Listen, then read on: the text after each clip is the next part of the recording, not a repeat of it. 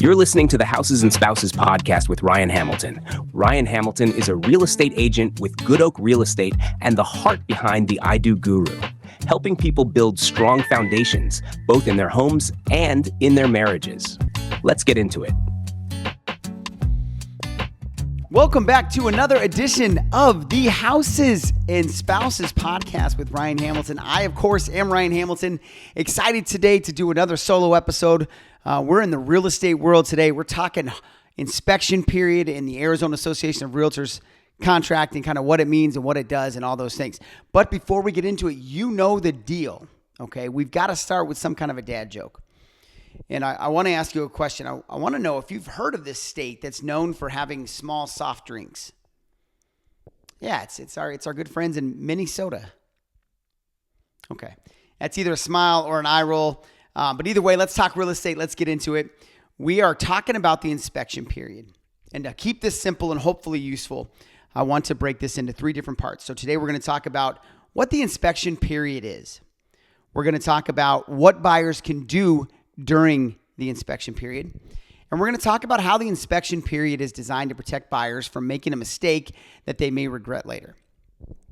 So if you understand these three things as a buyer, whether you're a first-time buyer or this is your 10th time buying a house, the inspection period stops feeling a little bit intimidating and hopefully makes you feel empowered as you're going forward with this process.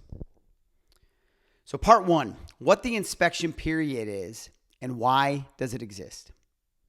So the inspection period, also called the due diligence period, is a set number of days after the contract is accepted where the buyer gets to investigate the home. In the AAR, the Arizona Association of Realtors purchase contract, this is automatically set as 10 days. That, like everything else, is negotiable, but for the sake of argument, that's the number we're using, 10 days. This is important because the Arizona Association of Realtors purchase contract for resale homes defines this, okay? Very, very specifically, there is a section in the contract. And the contract itself is intentionally written to protect buyers. We know that buying a home is emotional, it's fast moving, and once you buy that home, guess what? You own the problems that come with that house, okay? So the inspection period exists as our contract's way of saying, before you totally commit to this decision, let's slow it down a little bit and make sure that you understand what you're buying. It's not a loophole. It's not just another formality that you have to go through. It is a built-in pause button that is designed to help buyers avoid regret later on. So that's number one. That's what the inspection period is. Part number two, what buyers can actually do during the inspection period. And this is where buyers can really have some leverage over this process of buying a house if they use their time wisely. General home inspection is where we're going to start.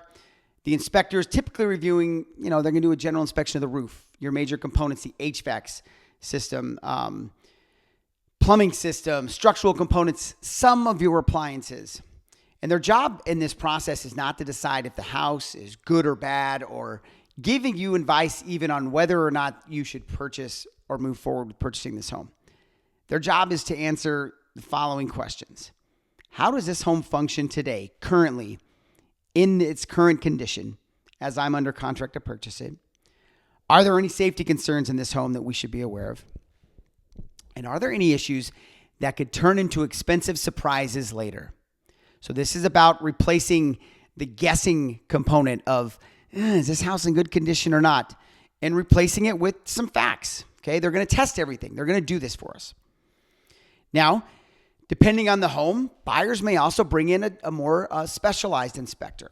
And this could be HVAC or pool or roof or sewer line, okay? And these aren't always required, but they're often pretty smart, especially if it's an older home or it has a pool or you've got a home that has aging or high dollar systems.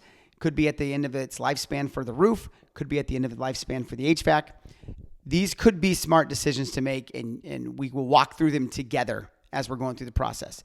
And again, though, the goal isn't perfection on this. It's not trying to determine, the inspectors aren't going to tell us this is a great house to buy or this is a not good house to buy. It's just clarity, right? You're trying to get some deeper understanding about this property. Now, the inspection period isn't just about the physical house either, okay? It's also where buyers get to review seller disclosures, HOA rules, fees, restrictions, the title report, that's going to come around in this period.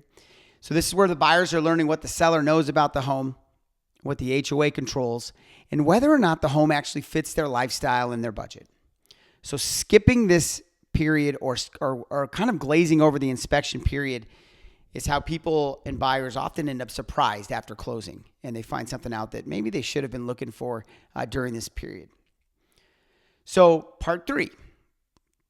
Now we're going to talk about how the inspection period protects buyers from making mistakes, okay? This is the heart of the whole episode here. Got to make sure that you know this. The inspection period is not a cosmetic wish list. It's not, hey, I don't like that shade of white, or I don't like the cabinet pulls, all right? It is not a free remodel request. We're not asking the seller to kind of look, we like the bones of this house, but we really wish it was an open concept. Can you blow out this wall for me? And it's not a guarantee that the seller is going to fix or address everything or anything that you request, okay? And that's your right to request that. We'll talk about that in a second. The inspection period is a risk assessment window. It's a decision-making checkpoint, and it's a chance to walk away before this purchase becomes permanent, okay? After an inspection, your buyers are typically going to have a couple of options. Your first could be move forward as is. Okay, I've seen behind the curtain. I'm ready to go. I feel comfortable moving forward with this home the way it is today. You can request repairs or credits, okay, for those repairs. You can ask for 5 things, 10 things, whatever that looks like. Seller has an option on what to do next as well. They can say yes, no, I'm going to give you some, I'm going to give you none, blah, blah, blah. So if the seller says anything but 100% yes, then you've got a decision to make on your end as a buyer on whether or not you want to move forward. You could cancel within the inspection period. Your earnest money deposit is safe as long as the cancellation has to do with your perceived value of this home as a buyer, okay? So as we're kind of wrapping this thing up a little bit, there is an important part. Using the inspection period does not make you a difficult buyer. It means that you're using this contract exactly how it was designed to be used. The inspection period doesn't kill deals. It often will protect buyers from deals that aren't right for them, okay? And that's the whole point of it. That's what we're trying to do here. So a couple common mistakes that buyers make and that we see is waiting too long to get the inspection scheduled. If you've got a 10-day inspection period and our inspector is coming out on day 9, that could be problematic. It doesn't leave you a lot of wiggle room and time, okay? Another mistake is ignoring red flags because emotions take over. I love this house. It's right down the street from my best friend. The commute's amazing. Oh, it's so great. It's so great. But the roof is whatever, needs to be replaced. And we're going to ignore that because we really want to like this place, okay? And that could be problematic. Skimming the inspection reports instead of really diving into it and asking questions that you want to know.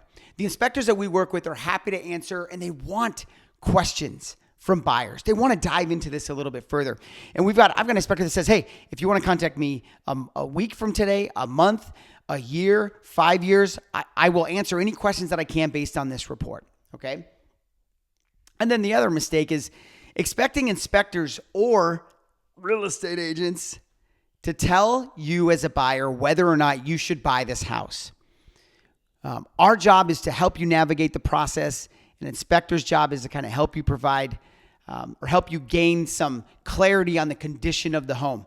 Neither one of us should be giving you that green light, red light, okay? I'll give you the pros and the cons, and we'll talk about, if you buy this house, here's some things that could happen. But I can't make that decision for you. I can't. What I'm basically doing is helping you interpret what we're seeing during the inspection period, okay? The inspector provides the information. You and I together as buyer and agent are going to kind of try and interpret what all that means, and then you take that information and you make the decision, okay? So bringing this one all full circle here. The inspection period does three things. It helps you as a buyer understand what you're buying. It gives you time to think clearly instead of emotionally. And it protects you from potentially making a decision that you are going to regret later. Now, you're not necessarily buying a perfect house ever, okay? But the inspection period provides an opportunity for you to buy a house that you understand. You understand the issues that might be coming with it.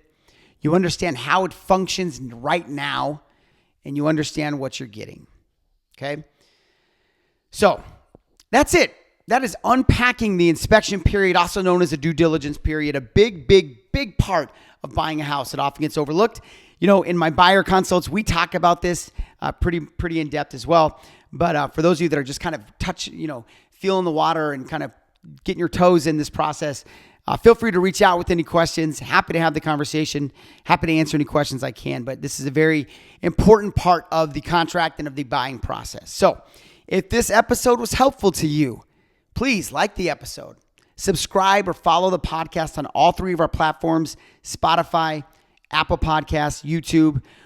Share it with someone who's thinking about buying a home or selling a home, because the seller needs to know what the buyers are going through as well.